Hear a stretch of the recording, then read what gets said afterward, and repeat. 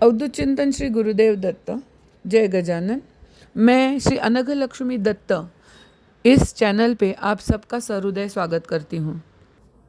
इस वीडियो में हम देखेंगे कि कुल देवी के नाम से हमें जो नवरात्रि में संस्कार करने होते हैं वो क्या होते हैं।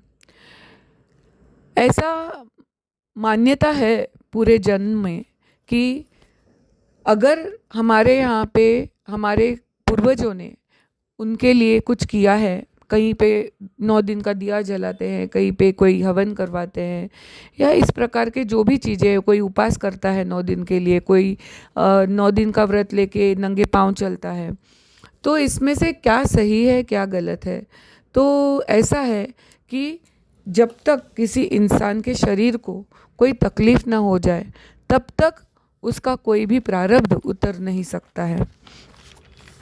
तो यही कारण है कि कुछ लोग ऐसे व्रत बना लेते हैं कि वो लोग नंगे पाँव चलेंगे 9 दिन तक या वो उपवास करेंगे।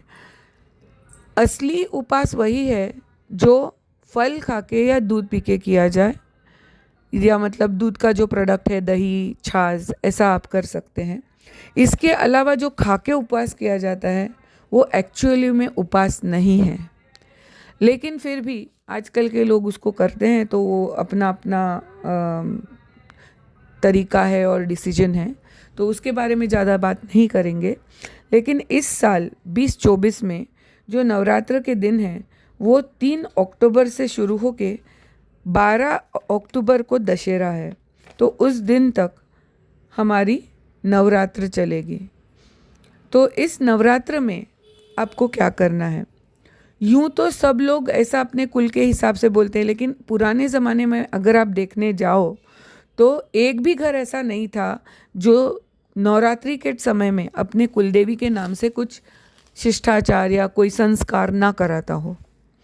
लेकिन जैसे जैसे इंसान काल में आगे आगे आता गया, वैसे वैसे कलयुग की ओर आते आते लोगों ने इसको करना छोड़ दिया है, या उनके हाथ से छूट गया है, या उनको कोई इसके बारे में मालूमात नहीं है। तो सबसे पहली बात यह है कि ये 9 दिन शारदीय नवरात्रि ये आपके लिए, आपके कुल देवी का करने के लिए सबसे बहुत अच्छा समय है। और इस समय में आपको 9 दिन का जो दिया होता है वो कम से कम आपके घर में आपके देवी के नाम से, कुल देवी के नाम से प्रज्वलित करना चाहिए। दिया जलाने का नियम क्या है कि भाई दिया जलाओ आप 9 दिन का, तो उसको प्रतिपदा के दिन यानी पहले दिन जो इस टाइम 3 अक्टूबर को है, उस दिन को आपको सवेरे 9 बजे तक आपको दिया जलाना है, मैया की पूजा करके, मैया को तैयार करके, और वो दिन रात जलना चाहिए।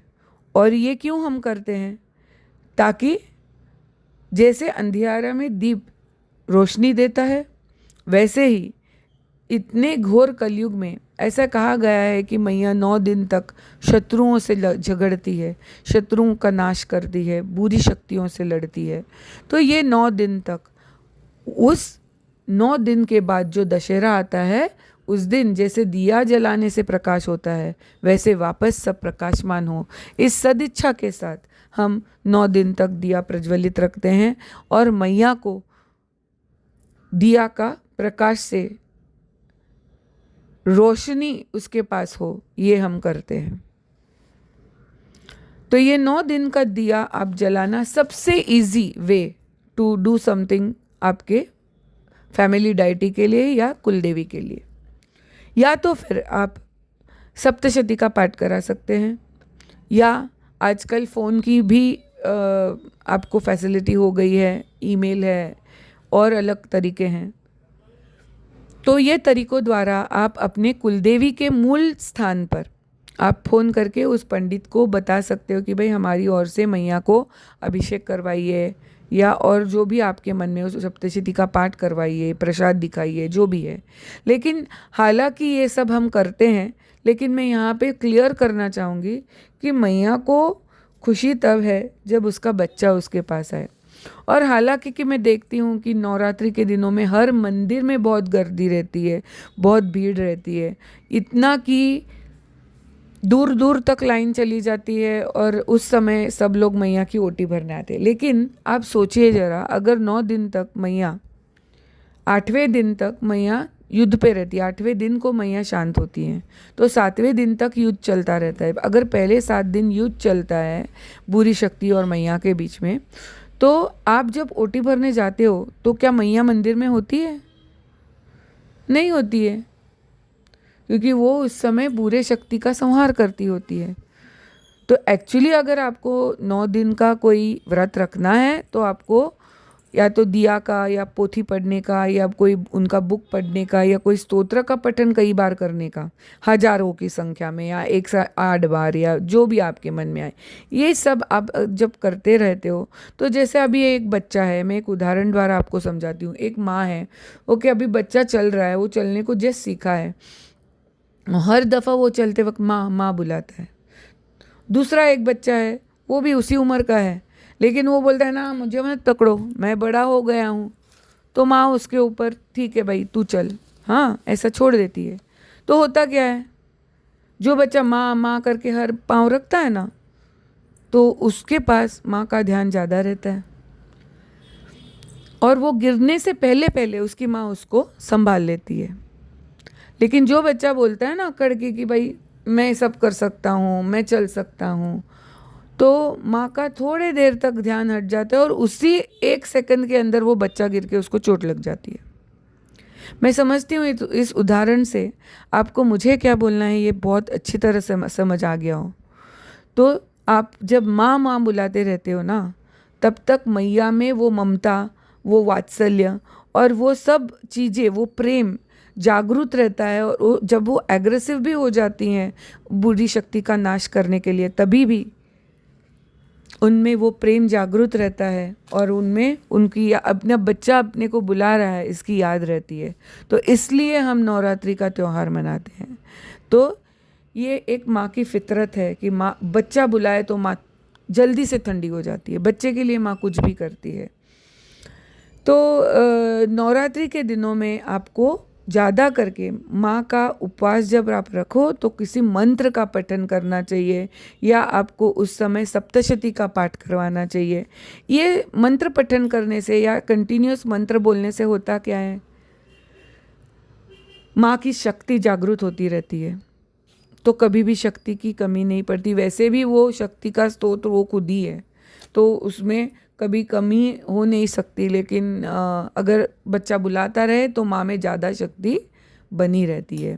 तो ये बच्चा होने के नाते वो क्या कर सकता है कि भैया we are there, you are doing this for us, हमारे लिए आप इतना युद्ध कर रही हैं, हम आपके साथ हैं।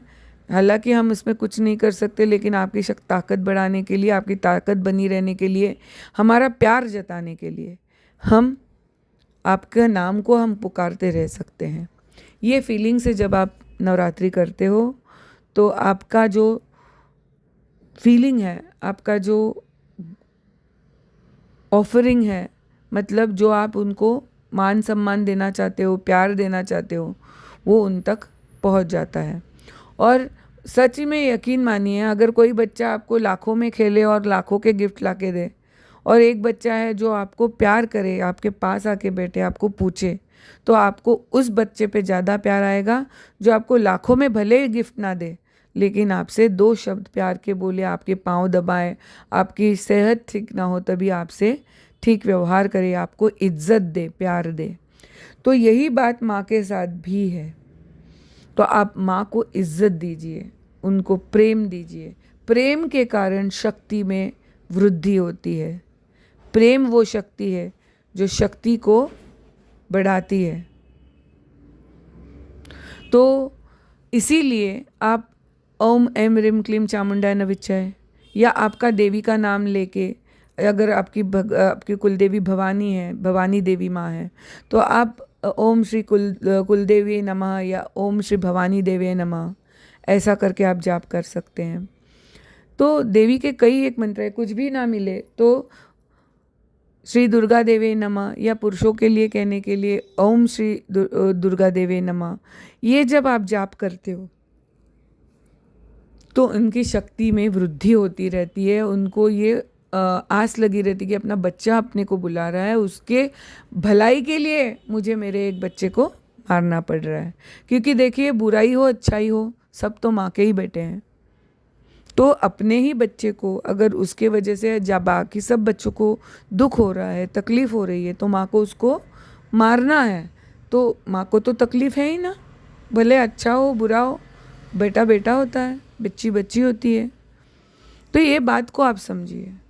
तो उस वक्त माँ के दिल में आपका जो प्यार है वो एक ज्योति स्वरूप काम करता है। तो आप 12 दिन तेल का दिया जला के आप साधना कर सकते हो, या कोई 12 दिन का मौन धारण कर सकते हो। बहुत मुश्किल है मौन धारण करना, तो आप ऐसा भी कर सकते हो कि दिन में कम से कम 1 घंटा मैं चुपचाप रहूँगा, मैं किसी से बात नहीं करूँगा। अब 1 घंटा वो रात का हो या दिन का हो या दोपहर का, वो आप तय कर सकते हैं। मौन रहने से 2 बातें होती हैं। एक, आपका नाम जाप पूरा चालू रहेगा, तो आपका नाम जाप यानी जो साधना है वो पूरी हो जाएगी। दूसरी बात, आपका पूरा कंसंट्रेशन उस वक्त सिर्फ और सिर्फ आपके साधना पे रहेगा, ध्यान पे रहेगा, नाम पे रहेगा, मैया पे रहेगा। तो जहाँ पे कंसंट्रेशन ज़्यादा है वहाँ शक्ति का स्रोत ज़्यादा है। और दूसरी बात क्या होती है कि जहाँ पे आपने एक घंटे के लिए मौन रख दिया, तो जब आप बात करते हो ना, तो आपकी काफ़ी सारी ताकत शक्ति खर्च हो जाती है। बाकी समय में तो आप चुप बैठते नहीं। तो इस समय में कम से कम ये साधना करके आप चुप बैठ सकते हैं, क्योंकि चुप बैठना भी बहुत बड़ी बात है। यकीन मानिए, आप बोलने से ज़्यादा चुप बैठना बहुत बहुत कठिन है और बहुत बहुत क्लेशदायक है शुरुआत में। ओके, लेकिन एक बार आदत पड़ गई तो आप मौन रहना ही प्रेफर करोगे, ये भी मैं आपको गारंटी देती हूँ। तो नवरात्रि में इनमें से कुछ ना कुछ आपको ज़रूर करना चाहिए। बाकी आप उपवास रखो ना रखो, नाम जो है लेने का मैया का, वो लेना मत भूलिए, और आपके हिसाब से आप कीजिए। और ये जो कर रहे हो ये अपने कुल देवी के नाम से कीजिए। तो महालक्ष्मी च विद्महे सर्वशक्ति च धीमहि तन्नो शक्ति प्रचोदयात्, तन्नो देवी प्रचोदयात्। इसके हिसाब से जो भी आप अपने कुल देवी के लिए करते हो, वो सारे देवी एक ही है, आखिर में एक में ही वो तत्व है सब, तो उनमें उनको वो प्राप्त हो जाता है। होपफुली आपको नवरात्र में आपको क्या क्या करना चाहिए इसके बारे में इससे जानकारी मिल गई होगी, और इसका आप ज़रूर फ़ायदा उठा के अपनी साधना आप इसमें ज़रूर करेंगे, इसका मैं यकीन मानते हुए आपसे विदा लेती हूँ। अगर आपको ये वीडियो ऑडियो पसंद आया हो तो आप इसका बेल आइकॉन दबाना ना भूलें, और ऐसे ही अलग अलग विषयों के बारे में जानकारी लेने के लिए क्या ज़रूरी है क्या नहीं, क्या क्या अंधविश्वास है और क्या करना ज़रूरी है, इसका भेद जानने के लिए देखते रहिए, सुनते रहिए श्री अनघ लक्ष्मी दत्त। और ऐसे ही वीडियो ऑडियो सुनने के लिए हमें लाइक्स, शेयर और सब्सक्राइब करना ना भूलें। जय गजानन, नर्मदे हर जगदम्ब जगदम्ब।